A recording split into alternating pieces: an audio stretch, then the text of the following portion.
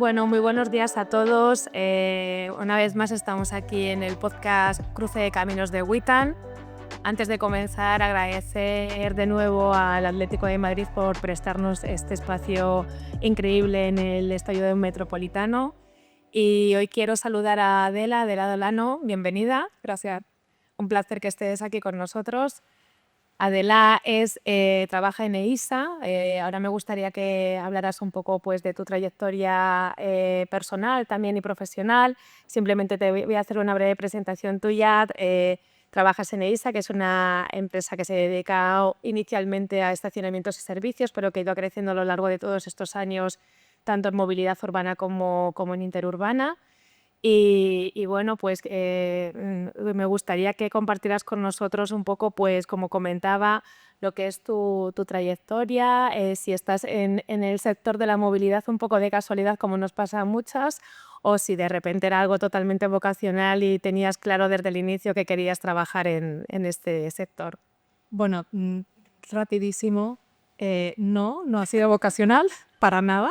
Suele pasar. Ni la parte de sostenibilidad tampoco. O sea, yo he tenido, comencé mi carrera profesional en consultoría estratégica, en una de las Big Four en Madrid. Y en esa época, pues no se hablaba de sostenibilidad. El concepto a lo largo de los años ha ido evolucionando y en ese momento estábamos hablando de responsabilidad social corporativa, nice to have en las empresas, filantropía, algo más reputacional, nada que tuviera que ver con el negocio. Por temas personales yo fui mudándome a países en América Latina y empecé a tomar contacto mucho más con los temas directamente de sostenibilidad. Lideré Pacto Global en Costa Rica, en asociaciones sectoriales dedicadas a la sostenibilidad.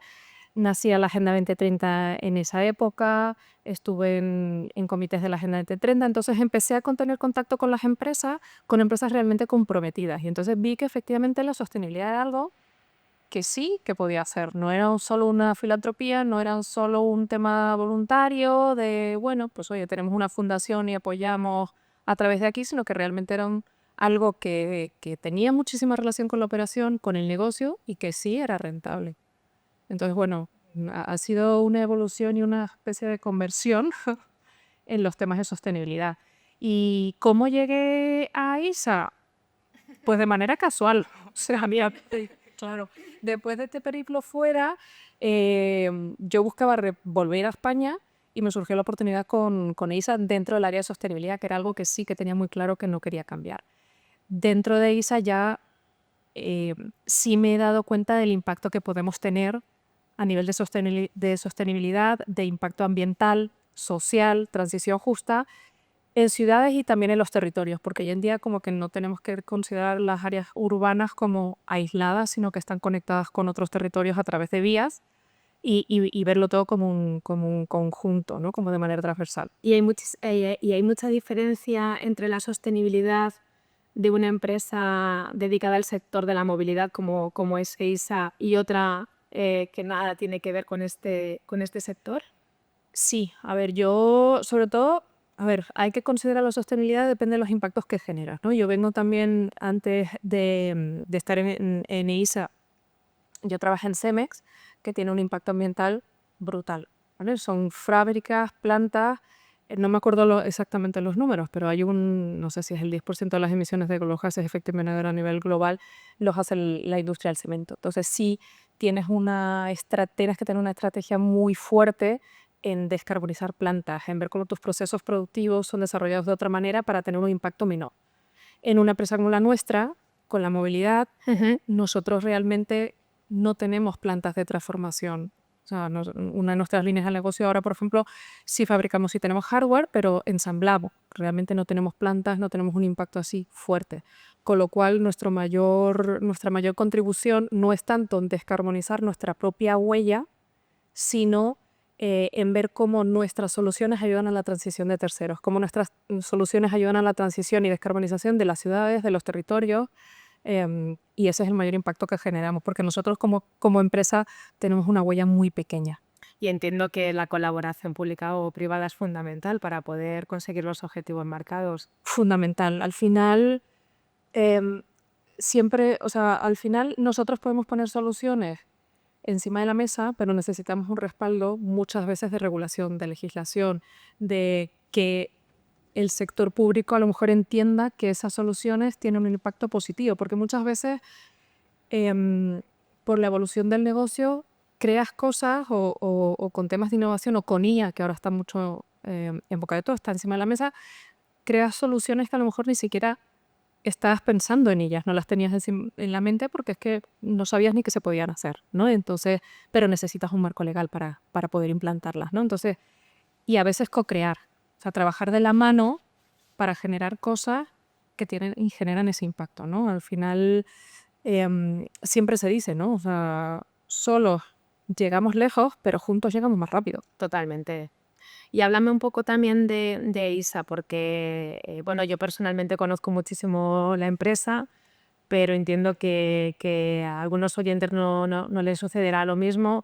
EISA trabaja también muy firmemente en la movilidad urbana sostenible y también en sostenibilidad interurbana. Cuéntanos un poco cuáles son vuestros principales servicios tanto en ambos campos, tanto en urbano como en interurbano. Nosotros desarrollamos soluciones de movilidad urbana e interurbana, es decir, somos capaces de em, y estas soluciones ayudan a la transición de terceros, ¿vale? Ayudan a la descarbonización de ciudades, de territorios, a la seguridad vial y a la transición justa, ¿vale? Entonces, conseguimos a través de las diferentes soluciones y líneas de negocio atender casi todo el ciclo de la movilidad, desde que se está desarrollando, creando o ideando una solución hasta que esta solución se implanta, se opera y se gestiona. E incluso, en muchos casos, la parte del enforcement o de hacer que, pues oye, cumplir ordenanzas o cumplir con los límites de, bueno, por ejemplo, de velocidad, etcétera, ¿no? Y gestión y tramitación de multas en su caso. Entonces conseguimos tener esta visión y con la experiencia que tenemos, todo el ciclo de vida de una posible solución de movilidad. Una de nuestros mayores, nosotros decimos que contribuimos a la descarbonización y a la transición de terceros, pero no solo lo decimos, sino también lo medimos. Es decir, hemos desarrollado todo un set de métricas y de indicadores con academia, con la Universidad de Berkeley y con la Universidad Politécnica de Madrid para medir cómo esas soluciones efectivamente generan ahorros en emisiones, tanto en partículas como en CO2 y NOx, y también apoyan a la transición, a la parte social, ¿no? Es decir, cómo mejoran la intermodalidad, cómo hay una mayor transición a modos de transporte más sostenibles, activos, etcétera. Que mejoran la calidad de vida del ciudadano. Claro, porque al final este tipo de soluciones lo que hace es gestionar de una manera más eficiente el espacio público. Poner al ciudadano en el centro, porque hablamos de ciudades inteligentes o ciudades sostenibles, movilidad sostenible o smart city, pero al final lo que tienes que hacer es cambiar, dar la vuelta a la pirámide de la movilidad, que el primero sea el ciudadano. Entonces tú tienes que planificar toda la ciudad alrededor del ciudadano, con una movilidad activa, es decir, lo primero es ir a pie, después una movilidad, el transporte público y dejar la dependencia del vehículo privado a lo último, sin demonizarlo, porque hay como una especie quizás de persecución, sino hacer un uso más racional, ¿no? Y eso supone también soluciones y alternativas para el ciudadano, pero también medir cuáles son esos impactos de esas soluciones. ¿Y cómo trabaja un departamento de sostenibilidad con el resto de departamentos de la empresa? Porque entiendo que una compañía del tamaño de ISA, que tendrá diferentes y numerosos departamentos, ¿qué lugar ocupa el que tú diriges de sostenibilidad? ¿Cómo os coordináis? ¿Cómo es la comunicación interna y el trabajo interno entre vosotros? Yo soy la directora de sostenibilidad del grupo, ¿no? Nosotros tenemos operaciones en muchos países, tenemos una estrategia de sostenibilidad para todos, que la vamos implantando a nivel o adaptando en la medida de lo posible, si es necesario, a nivel local, teniendo en cuenta la realidad local y la regulación local, ¿no? Pero con un mandato claro del director general y de los accionistas. Entonces, eso es fundamental. La sostenibilidad es un área siempre transversal. Yo puedo pensar e idear muchísimas medidas e iniciativas que promueven la sostenibilidad, como decía, hacia adentro como empresa, pero también en soluciones hacia afuera, pero si no coordino con la operación, con quienes realmente lo van a implantar, no va adelante. O sea, yo no me puedo inventar cosas que después me dicen es que es imposible porque operativamente y operacionalmente no se puede realizar. Si yo no puedo decir que voy a cambiar determinados vehículos de la flota porque la operación me dice es que así no funcionan, porque no existe, no lo puedo hacer. Por ejemplo, grúas, no existen grúas eléctricas que funcionen bien. Claro, por lo tanto, Por lo tanto, no es viable que yo pueda decir que voy a tener todas las grúas eléctricas. Tenemos algunas, pero no porque me van a decir es que no funcionan, no tienen fuerza para tirar los coches. Y en determinadas zonas de España, por ejemplo, los coches son muy grandes. ¿y hay conciencia de sostenibilidad Sí, cada vez más? cada vez más. Cada vez más y existe una interacción y una coordinación y comunicación entre muchas áreas. Y entender que la sostenibilidad ya es algo, no es un nice to have, no es algo que sea deseable, y que queda bien, sino que realmente es rentable y tiene soluciones específicamente que hemos desarrollado e innovado en temas de sostenibilidad, que son soluciones per se con impacto ambiental positivo.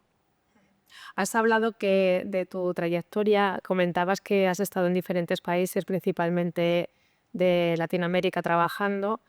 Eh, Quería preguntarte un poco por la legislación, ¿no? Me refiero a los diferentes países. ¿En qué momento estamos aquí en España en comparación, pues, a nivel internacional con otros países, tanto de Europa como a nivel global? Bueno, en España vamos un poco atrás de lo que nos dicta la Unión Europea, ¿no? La Unión Europea tiene un compromiso firme, o sea, quiere diferenciarse por los temas de sostenibilidad, quiere ser el líder en temas de sostenibilidad a nivel global. Tenemos el compromiso de descarbonización para el 2050, para ser neutrales en 2050.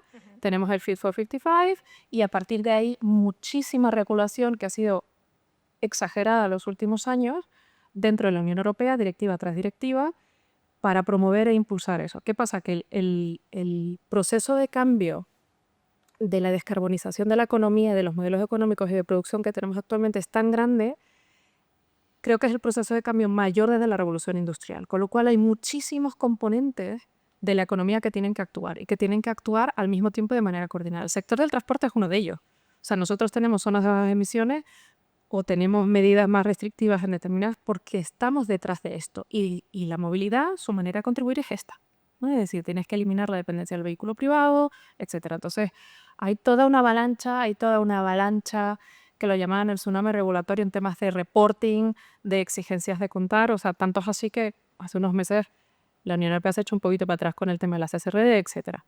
Porque o sea, estamos yendo a un extremo que quizás es demasiado, pero cuando llegas a ese extremo después vuelves un poco para atrás y se nivela, ¿no? Sí vamos liderando en relación prácticamente a todos los países a nivel global. Sí hay muchos países que están haciendo cosas, sobre todo en regulación ambiental, aunque no nos lo creamos. Está China, China. China, curiosamente, pero sí están haciendo iniciativas. América Latina también viene muy a remolque de la Unión Europea. En Estados Unidos, a nivel regulatorio, pues sí, obviamente están estos cambios, pero a nivel de sector privado no se están moviendo mucho los temas, porque al final hay muchas empresas que tienen mucho dinero invertido desde hace tiempo y no van a cambiar sus estrategias o redirigir absolutamente todo porque ahora tengamos una época un poco más convulsa en esto. Has mencionado las zonas de bajas emisiones, que sí que están reguladas, pero se echa un poco de menos la penalización, ¿no? Sí que muchísimas ciudades, por ejemplo en España, tienen ya implantada su ZB, su zona de bajas emisiones, pero ¿se está penalizando realmente al conductor que no respeta esa zona? Hay, hay una gran variedad de, de ordenanzas, de resoluciones y de enfoques en la ZB en España. Sí es un mandato, pero el principio de la zona de bajas emisiones es respetar la calidad del aire. Entonces, tú lo que estás obligando a todas las ciudades por encima de 50.000 habitantes es tener una zona de bajas emisiones que restrinja. ¿Pero para qué tienes eso? Para respetar los límites de calidad del aire. Mientras tengas los límites de la calidad del aire actualmente, que son los que establece la Unión Europea, en este momento creo que casi toda o la mayoría de las capitales o de las ciudades que tienen o que tienen que tener ZB los cumple. Con lo cual, pues todas se escogen en decir, pues si yo tengo los límites y los cumplo, ¿para qué voy a poner restricciones? Porque ya de por sí la finalidad última de tener una ZB es mejorar la calidad del aire. La segunda es el ruido, pero bueno, lo primero es la calidad del aire y lo cumple. Cuando entran los límites nuevos de la Unión Europea, que están mucho más próximos a los de la Organización Mundial de la Salud, ahí la cosa cambia. Entonces las restricciones tendrán que ser mayores. Ahora hay que tener mucho cuidado que en esas restricciones no nos llevemos por delante a mucha gente. ¿Qué es lo que pasa cuando no tenemos en cuenta una transición justa? Es decir, hablar de descarbonización y procesos de descarbonización de la economía y de los modelos económicos está muy bien, pero hay que tener mucho cuidado de a quién impacta esa transición y hacerlo de una manera justa. Claro. Entonces, hay que ver exactamente a quién le puede afectar más. Por eso todas las ZBE deben tener un estudio socioeconómico de impacto y en la economía para saber a quién le puede impactar más o menos las restricciones y dar alternativas. Por ejemplo, como lo tiene la ZBE, la área metropolitana en Barcelona, tiene sus alternativas. En otros episodios de podcast hemos hablado que hay que tener en cuenta que la movilidad es accesible y universal. Por lo tanto, que todas las medidas que se vayan a implantar tienen que tener en cuenta estos dos factores que son fundamentales. Es una movilidad para todos, independientemente de las condiciones de cada uno. Entiendo que en EISA trabajáis para implantar y desarrollar medidas teniendo en cuenta estos dos pilares fundamentales. Sí, es decir, nosotros estamos generando soluciones que ayudan en estos procesos de transición justa, es decir, no poder buscar alternativas a esas etiquetas ambientales que en este momento a lo mejor está la raza para todo el mundo, pero tenemos que mirar patrones de comportamiento, es decir, cómo circulan los vehículos hoy en día y cuál es el impacto realmente tienen los vehículos, ¿no? En la calidad del aire, qué es lo que se busca con esto, ¿no? Cuando se lanzó el decreto de la zona de bajas emisiones y cuando se lanzó el reglamento, etcétera, lo mejor que había era poder segmentar los vehículos en base a las etiquetas ambientales, que era lo mejor que había en ese momento. Hoy en día existe tecnología que te ayuda a segmentar de otra manera y realmente ver cuáles son los impactos Y las emisiones y las emisiones reales y cómo contribuyen a la calidad del aire, porque a lo mejor si tú mantienes la calidad del aire dentro de los límites, no tienes que estar restringiendo tanto. ¿Y la perspectiva de género está relacionada con la sostenibilidad? Por supuesto. Por eso estamos aquí, es decir, nosotros, claro que sí. O sea, yo muchas veces me encuentro con unas barreras de decir, es que no hay mujeres, es que ¿por qué no hay más mujeres? Porque es que no hay. Entonces, no me lo creo que no haya, pero si no hay, busquemos. O sea, a lo mejor venimos de un sector, que tú también bien lo sabes, muy masculinizado, con carreras técnicas, en la parte más técnica, muy masculinizadas. En general, hoy en día quizás no tanto, pero tenemos que promoverlo. Al final es muy fácil quedarte sentado y decir, es que no hay. Pues busca, vete a la base, vete a los colegios, habla con, no sé, a las universidades para que entiendan que los temas de movilidad no es solo programar semáforos. Los temas de movilidad hoy en día es un sector muy puntero y que puede contribuir a muchísimas cosas. Vete y háblales y díselo. Pero tienes que ser proactivo e ir a buscar a mujeres, a niñas y buscarlo por ahí. También es una cuestión de visibilidad, porque realmente sí que hay mujeres y cada vez más afortunadamente trabajando en este sector que nos gusta tanto y que a veces también nos enfada un poquito. Y principalmente en la administración pública, pues cada vez hay más. Por eso la visibilidad de las mismas es súper importante, además de hacer ese trabajo que, como bien comentas tú, de formación, de transmitir las bondades y valores del sector pues a las nuevas generaciones, porque las empresas pues también tenemos ese problema, ¿no?, de reclutamiento. Que bueno, pues que si lo trabajamos desde edades más tempranas, pues probablemente no nos veríamos en este panorama, ¿no? Por eso surgen organizaciones como WITAM. Al final lo que quieres es irte a la base, promover, ver las bondades del sector, pero también a las que estamos, no ponerlas en valor, pero que salgan, que se vean, luzcan, o sea, que estén disponibles. Muchas veces tenemos como el estigma de decir no voy a decir, no voy a hacer, o me mantengo calladita, o no voy a a presumir demasiado, o a decir, tenemos como una falsa modestia, pero no, al final puedes estar, puedes ir, puedes aparecer y hay que visibilizar. Me acuerdo cuando te llamé por teléfono para comentarte la iniciativa de WITAN. Cuéntanos un poco qué pensaste cuando dijimos vamos a meternos en esto y vamos a lanzarlo. Lo primero que, menos mal, ya era hora, te apoyo 150%. Y te comenté, yo ya había comentado y hablado con gente del sector sobre la necesidad de promover algo de mujeres.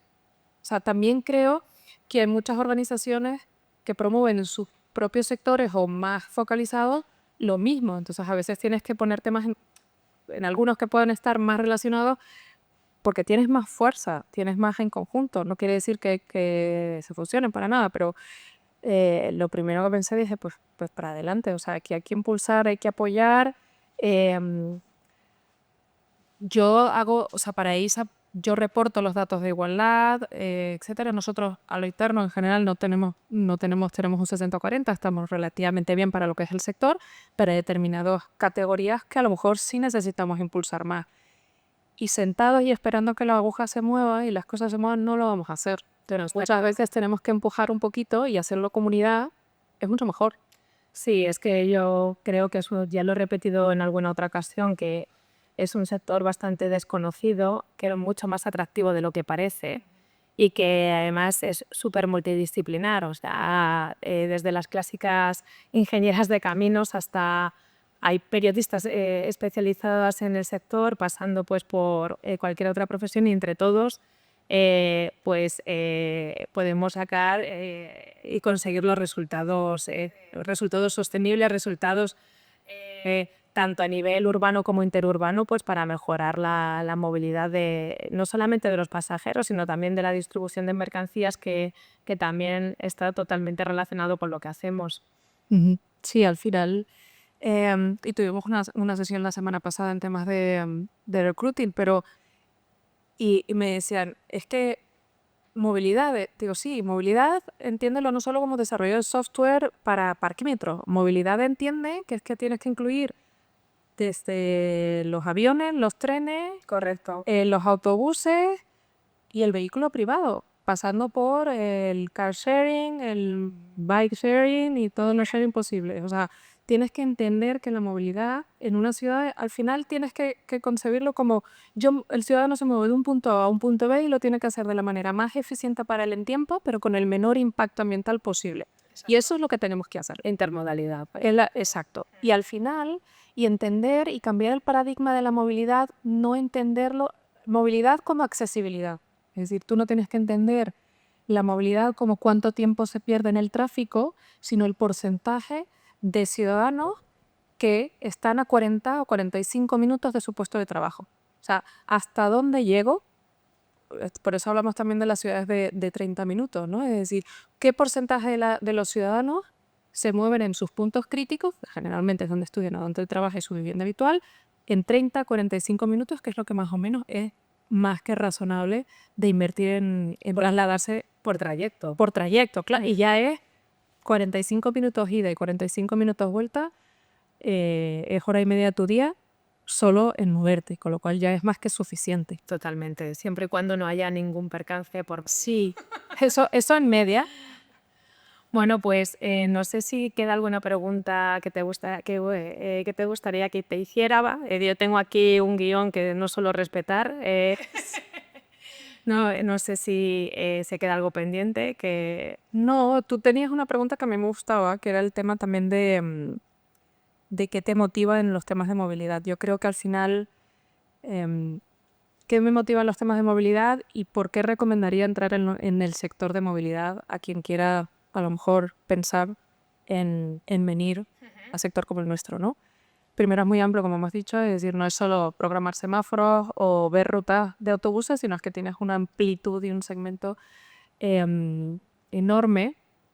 Y sí creo que hoy en día actualmente estamos en un momento en el que las ciudades se están transformando Y estar en un sector como el nuestro, las ciudades y los territorios se están transformando, y estar en un sector así es que te pone en la punta de lo que se puede hacer en las ciudades, hacia ese proceso de transformación de ciudades mucho más verdes, más centradas en el ciudadano, con movilidad activa, y pensar en soluciones que son innovadoras, que no están ahora mismo encima de la mesa, y podemos crear casi todo. Tenemos mucho trabajo por delante, la verdad es que sí. Y es un sector realmente apasionante. Sí. Aunque estemos de casualidad, pero por eso lo mantenemos.